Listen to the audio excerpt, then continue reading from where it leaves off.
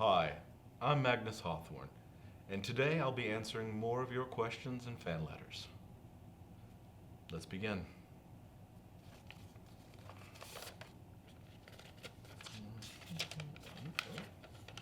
Dear Magnus, I see the quality of your videos improving. What has changed in your editing process? Very interesting question. So as an editor, get in there.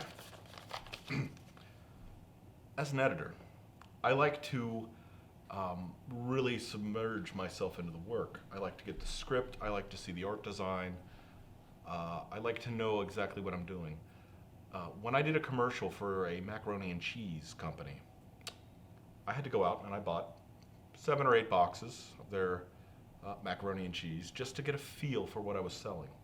So when you fully understand the material, right, it gives you a chance to align yourself with a vision.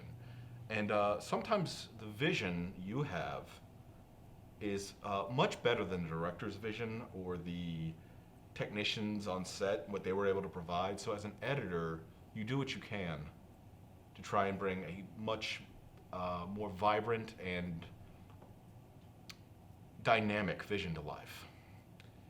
Sure, sometimes there's some arguments, there's some shouting, occasionally people get their head slammed into a table. Those are all part of the editing process.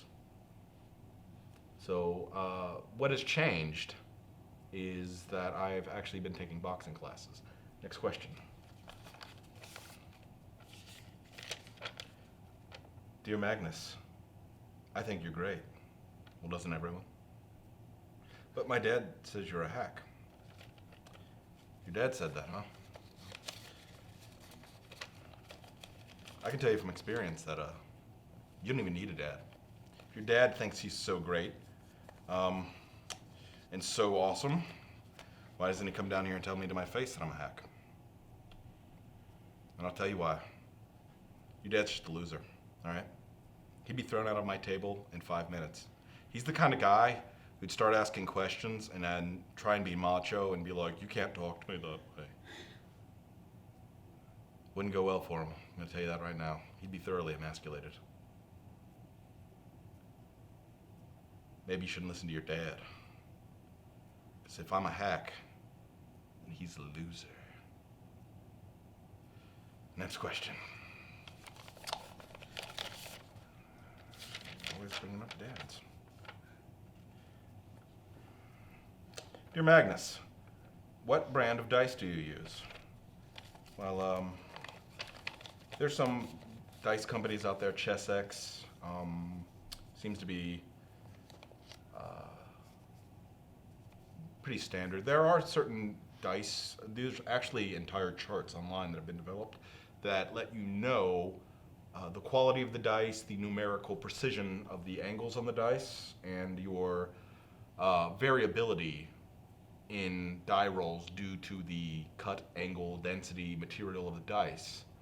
And the most important dice that you're going to get, the ones in your mind. You see, the characters really only care about the roll of the dice. This is why I always say you should have a DM screen, because they just have to trust you. And the most important thing you can do to protect your narrative is to not let the dice decide how your narrative goes. I have a collection of dice I've been amassing over years. Some of them are really fun and neat. Somebody once sent me some dice made out of sugar, and those were fun and delicious. But overall, I think the best dice you have are the ones that generate the rolls you need. Next question. Hack. Dear Magnus, what is the best edition of Dungeons & Dragons? That's a good question. Everyone's got their favorite edition. I've been playing a lot of 5th edition. And 5th edition seems to be pretty well-rounded. Every edition's got their strengths and weaknesses. There's always some trade-offs. So, and while I've been running 5th, I think 4th is the best edition. I think it brings the most to the table as far as giving, it's the most realistic setting and most realistic edition. You know, the daily actions, the combat exclusive actions. I think that's most realistic because I think you're only able to do one big thing a day in real life. And for some people, that's, lifting weights at the gym, making a big deal. And other ones are more combat related, making sure you eat the right bowl of cereal, taking a big poop. Those are all balanced in that edition. It's good also to restrict the number of times your characters can do important things, and I think 4th edition excels at that. The best way you can get the most out of 4th edition is to limit their ability to recover throughout the process so that you can kind of itemize what they can and can't do in your game. So yes, 4th edition is the best. It's the best for role-playing. The dice do all the role-playing for you, and that's what I like about it. Next question. Dear Magnus, what is your writing process for campaigns?